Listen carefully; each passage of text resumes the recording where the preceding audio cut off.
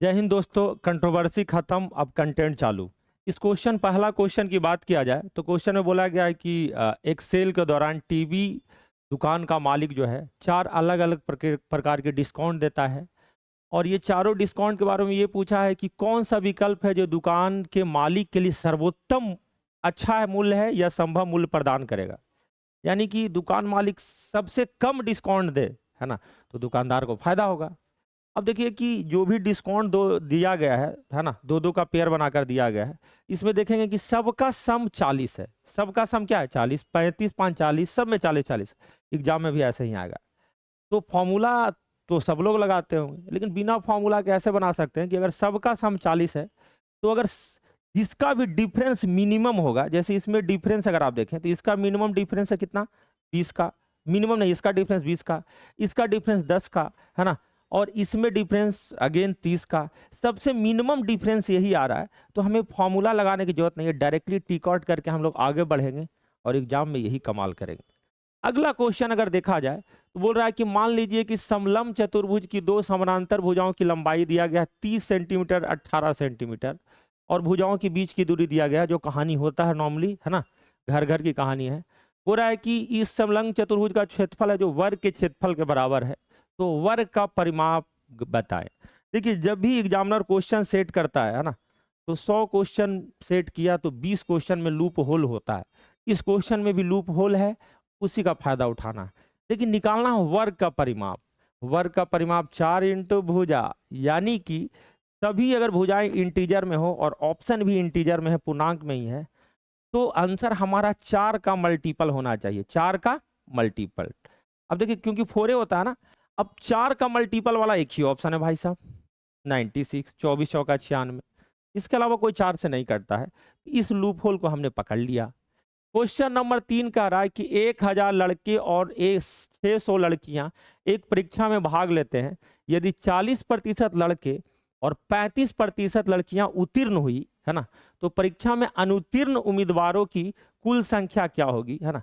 भगवान श्री कृष्ण, लॉर्ड श्री कृष्णा ने कहा कि हर एक चीज अपने आप में 100%। पूरा विद्यार्थी 100%, तो उसमें लड़का भी अपने आप में 100%, लड़की भी अपने आप में 100%। अगर लड़का 100% है ना, उसमें 40% अगर पास हो गया तो फेल होने वाले लड़के की संख्या 60% होगी। जी बोलेंगे जी सर। और लड़की भी 100%, उसमें 35% लड़की पास हो गई, है ना, तो 65% लड़की बेचारी फेल हुई होगी। अगर पूरे क्लास में फेल का अगर आपको बनाना हो डेटा कि कितना प्रतिशत फेल होगा, तो इन दोनों का औसत, और औसत मिनिमम और मैक्सिमम के बीच में लाई करता है। यानी कि आंसर वही सही होना चाहिए जो 60% और 65% के बीच बीच में हो। इसके बराबर भी नहीं, उसके बीच बीच में। हम बोलेंगे सर 60 और 65 के बीच में सर एक ही वैल्यू है सर, 61%, 61%। अब बोलेंगे जी सर 3 क्वेश्चन हो गया सर। चौथा क्वेश्चन रेलवे में क्या पूछा कि एक टीवी सेट का वास्तविक मूल्य 9000 रुपया है। इस मूल्य में 20% की छूट दी जाती है और फिर इसे 10% बढ़ाया जाता है ना, तो इसका नया मूल्य क्या होगा। देखिए, बनाने के लिए तो आप बनाएंगे, आंसर को आप छाट सकते हैं। देखो, कभी भी मूल्य बढ़ेगा नहीं, क्योंकि देखिए 20% का छूट दिया और 10% बढ़ाए हैं, तो वैल्यू जो है आपका छूट ज्यादा है, यानी कि आंसर हमारा 9000 भी नहीं हो सकता, 9920 भी नहीं हो सकता, है ना। ये दोनों वैल्यू नहीं हो सकता आंसर। दूसरी बात कि सर 9000 है सर, और ये 20% 10% छूट दिया है सर, तो छूट देंगे तो 80% होगा, और ये बढ़ेगा तो 110% होगा। होगा कि नहीं होगा? यानी कि सर हमारा आंसर जो होगा सर, इसमें सर 80% और 110% में ये हमारा जब मल्टीप्लाई होगा सर, तो 9 पक्का कटेगा नहीं, 9 कटेगा नहीं। मतलब अगर डिजिटल सम जिसका 9 है सर, उसी का आंसर होना चाहिए सर। और डिजिटल सम हमारा क्या है? यही 9 है। 7 2 9 और 9 एकम 9, तो डिजिटल सम यही 9, तो हमारा यही आंसर होगा। पेन नहीं चलाना, आपको सिर्फ टिक मारना है, ये मैथमेटिक्स होता है ना, पेन चलाने वाला काम नहीं। हाँ, क्वेश्चन नंबर 5 ये कहता है कि एक वस्तु का सूची मूल्य 200 रुपया है।